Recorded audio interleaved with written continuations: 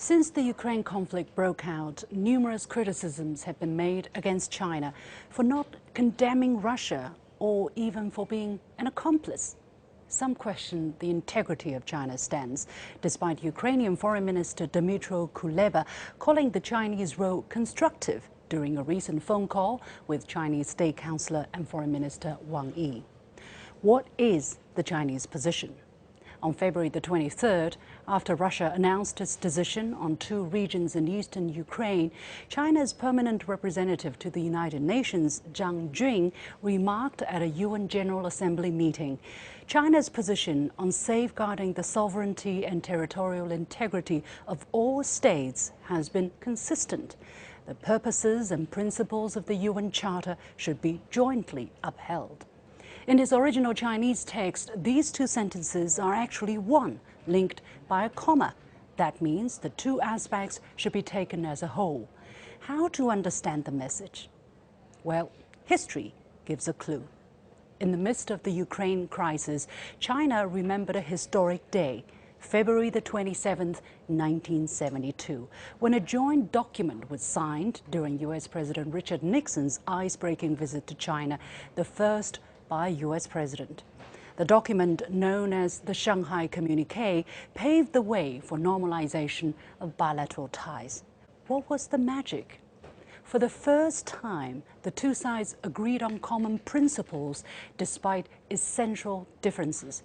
The countries should conduct their relations on the principles of respect for the sovereignty and territorial integrity of all states, non-aggression against other states, non-interference in the internal affairs of other states, equality and mutual benefit, and peaceful coexistence.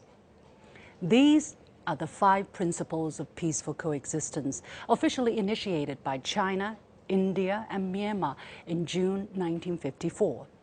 Empty sounding to some, these words have been guiding China's foreign policy and are enshrined in China's constitution.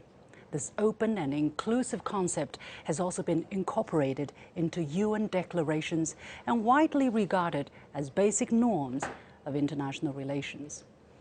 In a 2014 speech, Chinese President Xi Jinping noted that the 5 principles are integrated, interconnected, and indivisible. That means they have to be taken as a whole, with peaceful coexistence as the ultimate goal. Last April, Chinese President Xi reaffirmed the status of this concept as the basis of China's diplomacy. How does that concept then guide China's position on the Ukraine issue? A quick look at history reveals how the conflict has been a slow-motion train wreck for years. Despite pledges by Western leaders, the eastward expansion of US-led NATO and the positioning of potentially offensive weaponry closer to Russia's borders have been perceived by Russia as existential threats. Senior US diplomats, including George Kennan and Henry Kissinger, had warned against the dangerous consequences, but people didn't listen. Meanwhile, Russia's behavior is also increasingly perceived by the West as hostile and irrational, fueled by its suspected weaponization of radioactive material and other tough measures. The level of mutual trust has kept dropping, as has the prospect of peaceful coexistence. The United States may not see the 5 principles as universal, but it did sign up to the UN Charter, albeit following it only at will. The Charter's ultimate purpose is to maintain peace and security.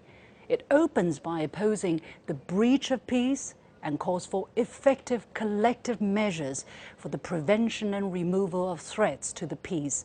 Have all sides to the Ukrainian dispute upheld the Charter at all times? Although the conflict has escalated, China has not deviated from its initial position, which turns out to be similar to that of many other developing countries. On March the 2nd, the UN General Assembly voted on the resolution to deplore in the strongest terms the aggression by Russian Federation against Ukraine. Yes, 141 countries voted for this resolution, which sends a strong message, yet 35 countries, including China, abstained, and 5 more voted against. Those 40 countries, mostly from Asia, Africa and Latin America, make up over half of the world's population. The West's condemnation of Moscow is not universal, despite such assertions. It was another coincidence that March the 5th was the 124th birth anniversary of Chinese Premier Zhou Enlai, the first Chinese leader to shake hands with Nixon upon his arrival in China. Premier Zhou was also the Chinese face behind the concept of peaceful coexistence. As the conflict in Ukraine threatens to spiral out of control, his sage words and diplomatic style are more relevant today than ever before. The principles were born in Asia, where traditional wisdom highlights tolerance and harmony, but they are not exclusively Asian values. Africa, for instance, has the shining example of Nelson Mandela.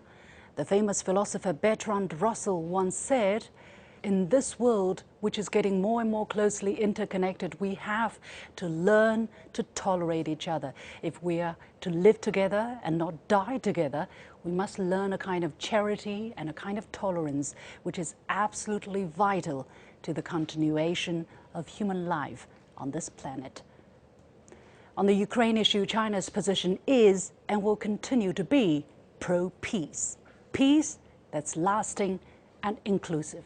That's the only way.